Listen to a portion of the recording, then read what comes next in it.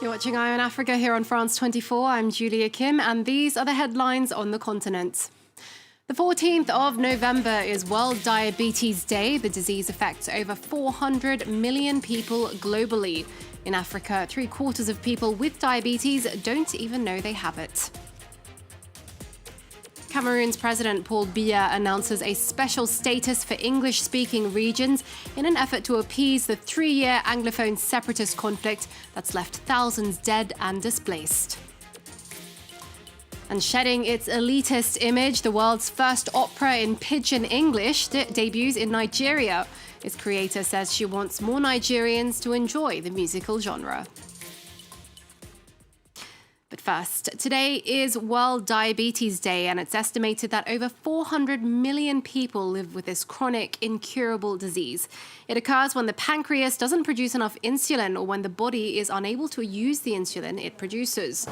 The number of people with diabetes has quadrupled in the past 35 years, and in Africa, it's become a new health priority.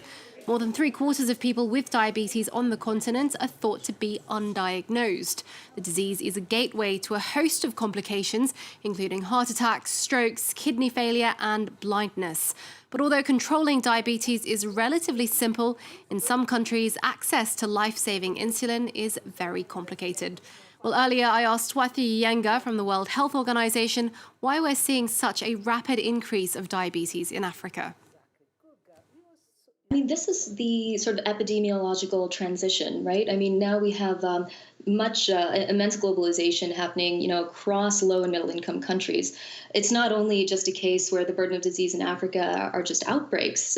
You actually have more and more people with higher body mass.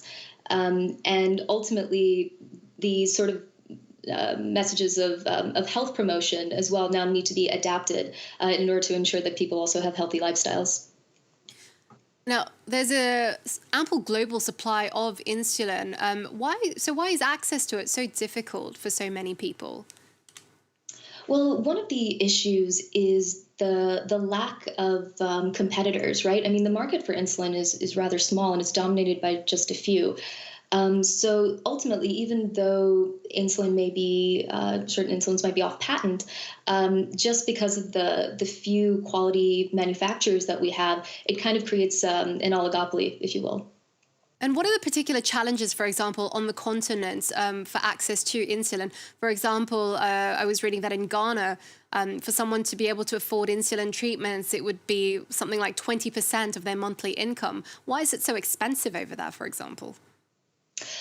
It's a number of different issues. I mean, ultimately, governments have to procure these medicines, and because the prices are so high, and you also might have some other issues with controls on the supply chain. For instance, insulin requires cold storage. So there are a number of different issues, but much of it kind of is derived from the fact that the market is just not that large. And so, of course, we're seeing diabetes increase rapidly in low and middle income countries. What can we do about this? Well, one of the things is to actually get people proper treatment. And as you mentioned in our report, we said that for instance, in Ghana, this could cost up to 20% of a minimum wage worker's income. Now, you also consider people suffering from diabetes also might be suffering from other conditions like hypertension. And this is, at the end of the day, a considerable amount of money that a person may need to spend out of their own pocket just to stay alive, not to mention the money that they could be using to send their kids to school or get transportation to go to work or put food on the table. So ultimately, we need to be able to actually increase access to treatment by making the prices lower so that people can actually get it when they need it. On now, and $10 billion has been raised to improve women's health at a summit in Kenya.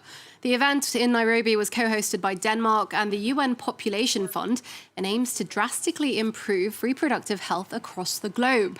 But the pledges fell well short of the $222 billion the UN says is needed. 160 countries committed to taking action at home, including Kenya, which has been criticized for its prohibitive abortion laws. The money will go towards ending deaths in childbirth, female genital mutilation, and boosting access to contraceptives in the next decade. South African Airways have cancelled flights as workers go on strike over wages and planned job cuts. The state-run carrier has grounded planes on Friday and Saturday after negotiations fell through.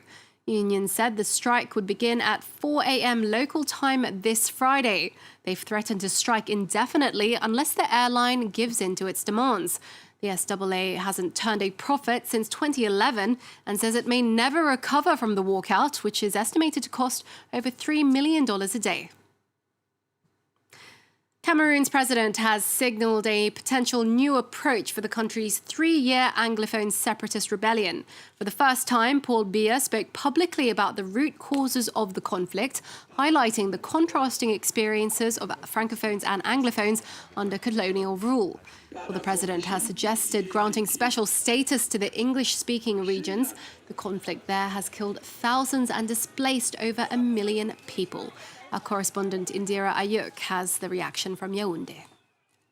While attending the Paris Peace Conference in France earlier this week, Cameroon's President Paul Biya did not fail to underline the fact that he's doing everything possible to ensure that peace returns to the warring northwest and southwest regions of Cameroon. One of the things he talked about was a special status, which he first announced on the 10th of September during a special address of the nation. The special status, most Cameroonians still do not know what it is all about, as Parliament is still to table a bill to that effect to serve as guidelines for the effective implementation of the special status.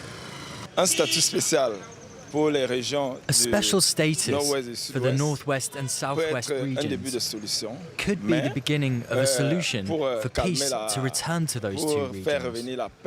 It could lead to an end to the crisis because the special status will take into account the specificities of the English-speaking regions. My only worry is that it could in turn deepen the divisions and get out of hand. Well, that was Indira Ayuk getting the reaction on the streets in Yaoundé. Now, it's often criticised as being elitist, but opera is getting the common touch in Nigeria. Singer Helen Ipega has composed the world's first opera in Pidgin English, in the hope that this will encourage more Nigerians to experience the musical genre. Nicolas Jamin reports.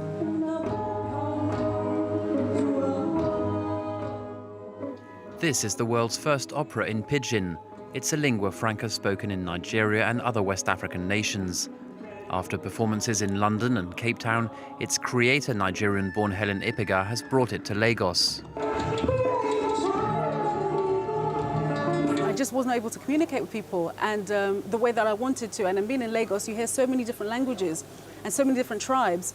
But the one thing we all speak, the one language, is Pidgin. So I thought to myself, if I want to unite people and if I want to speak to as many Nigerians, it should be in Pidgin. It made sense to me, and then the Pidgin Opera was born. The opera is about a family of singers who try to bring peace to the world. Ipega's musical influences are diverse: Mozart, Fela Kuti and Kate Bush. Spectators in Lagos enjoyed this unusual opera. I'm finding it very soothing and relaxing. I can see a lot of instruments on stage which I know, and then quite a few which I cannot name, but it's all adding to the enjoyment of the piece, and it's very cathartic. Some people frown upon Pidgin English, saying it's a sign of falling education standards. But now, with radio stations and novels in Pidgin, this opera is bringing it renewed prestige.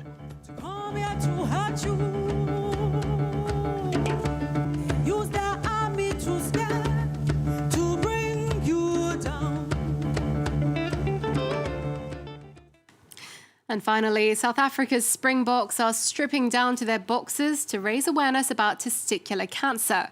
Captain Siya Kolisi and other teammates were quick to post pictures of themselves in their underwear to encourage men to perform regular self-checks. It was Faf de Klerk that launched the challenge on Twitter, telling men to be ballsy enough to check their balls for signs of the disease. Testicular cancer is one of the most common cancers in males under 40. Campaign for a good cause there. That's it from us here on Eye on Africa. There's more news coming up in just a few minutes. Stay tuned.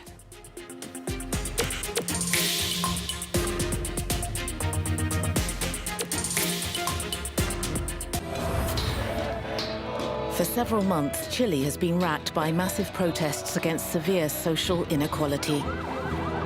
In response, the government has turned to violence.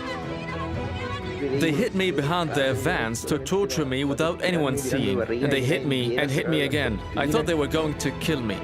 Police violence, grave violations of human rights, and a return to the language and methods of dictatorship. And all that as the legacy of Chile's ultra-liberal economy drives the poor deeper into debt. Don't miss our reporters from the heart of Chile's uprising.